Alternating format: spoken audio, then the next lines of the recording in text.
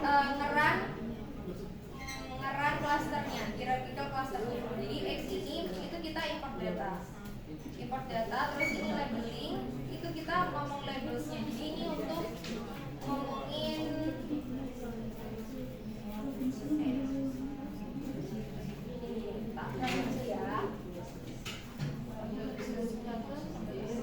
Nah, jadi gini, di sini pun aku juga ngeluarin dendogramnya. Jadi kalau bacanya begini, X numerik ini kita ambil kolom numeriknya aja. Di provinsi tadi nggak kita masukin. Standarisasi data ini karena tadi skala datanya kan beragam, jadi di standarisasi gitu. Terus ini untuk model hierarchical clusteringnya. Jadi kita pakai linkage. Ini adalah data dari numeriknya.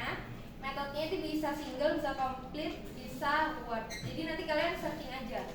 Kalian maunya apa? Biasanya pakai single atau complete sih. Terus habis itu ini untuk yang ini itu untuk bentuk dendogramnya. Nah, baru dari ini kita ke evaluasi clustering di sini. Pakai pseudo F.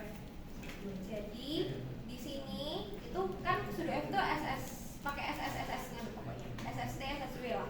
Di sini tuh udah otomatis ngitung gitu. Kalian nanti tinggal run aja.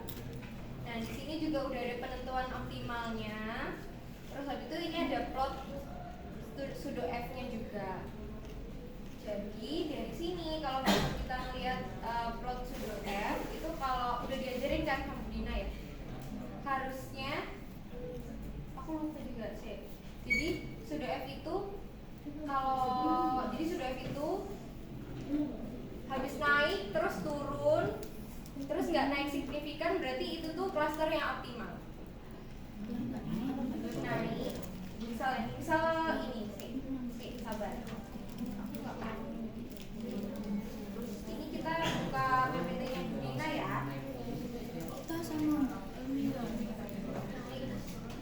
kan sebenarnya dia kan ini kan landai ya, misalnya landai terus ini kan naiknya kan kayak nukik naik gitu kan, terus itu dia turun terus dia naik, tapi dia naiknya tuh bukan yang naik itu gitu, naik drastis. Jadi itu adalah cluster cluster optimalnya. Dan memang kalau misalnya semakin ke kanan kan berarti clusternya semakin banyak. Itu memang pseudo F-nya tuh nilainya akan semakin besar karena kan variasinya akan semakin besar gitu loh. Jadi perbedaannya itu kan nggak terlalu besar. Gitu.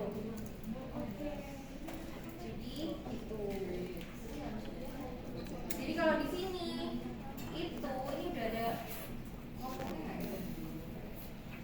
Itu di sini tuh kelihatannya itu dua ini karena dia paling tinggi terus dia turun kan terus naik, tapi naiknya nggak lebih ini dua apa ini ya nah ini kayak ini iya yang optimal dua. Nah ini dari sini. Nah dari sini kan kelihatan nih. Jadi ini pakai pseudo, ini juga pakai silhouette score. Kalau pseudo tadi kan ngeliat dari grafiknya juga. Kalau silhouette score itu dari nilainya. Pokoknya kalau misalnya nilai silhouette score-nya itu tinggi, berarti itu tuh yang bagus atau yang paling bagus gitu. Dari sini, dari gambarnya pseudo F ini, berarti kan kalau tinggi 2, terus dia turun, terus itu dia naik turun, tapi naiknya kan nggak sesignifikan itu ya ketimbang 2. Jadi disimpulin itu untuk pseudo F cluster yang optimal itu 2. Untuk silhouette score di sini kan dikeluarin juga, ditampilin nilai cluster per clusternya, itu yang paling tinggi kan yang 2. Jadi bisa disimpulin bahwa jumlah cluster yang optimal itu 2. Ini untuk grafik silhouette score-nya. Sebenarnya untuk hierarchical clustering itu cukup sampai situ aja. Gampang kan sebenarnya, tinggal selesai. Apa ini? Yang cara makainya gimana sih? Cara makainya? Udah aman atau ada yang mau nanya? Yang mana ini? Bacaan. Yang biasanya bacaan.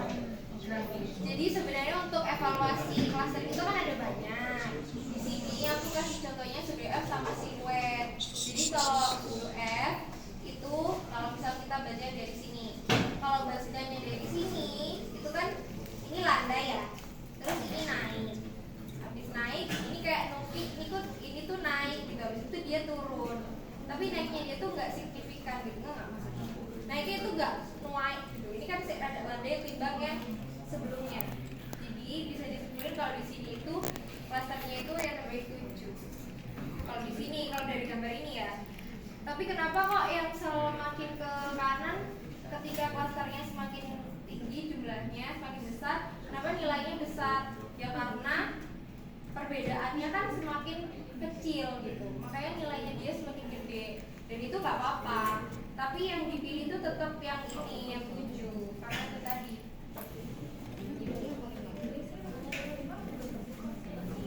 Kalau misal dari data yang ini sebenarnya udah kelihatan banget kalau ini tuh 2 karena dia paling tinggi, terus dia turun, terus dia naik, tapi habis itu gak jelas, jadi naik jadi 2.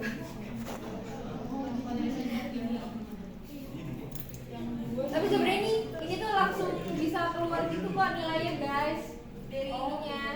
Ini ada ininya. Nanti ini tampilin aja di itunya, di lampirannya.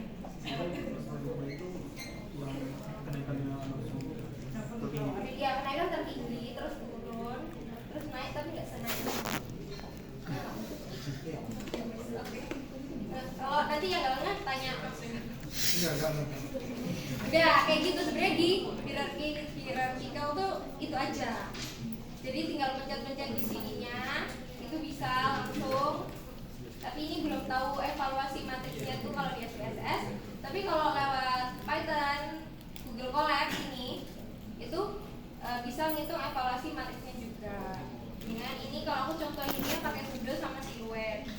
Kalau siluet itu paling gampang. Kalau misalnya nilainya paling tinggi berarti ya itu. Gitu. Kalau pseudo itu kita harus menganalisis grafiknya. Tapi kalau siluet mau menganalisis grafiknya pun juga nggak apa-apa. Ya, ini hierarchical clustering itu udah selesai sampai situ. Nah, untuk non hierarchical clustering itu kan Budina ngajarinya pakai K-means. Nah, kalau pakai K-means itu kan kita harus menentukan K optimalnya dulu sih. Maksudnya biar kita ngerunnya itu gampang gitu. Jadi kita harus nentuin K optimalnya dulu. Nah, di sini itu udah ada. Aku juga udah kasihin. Jadi caranya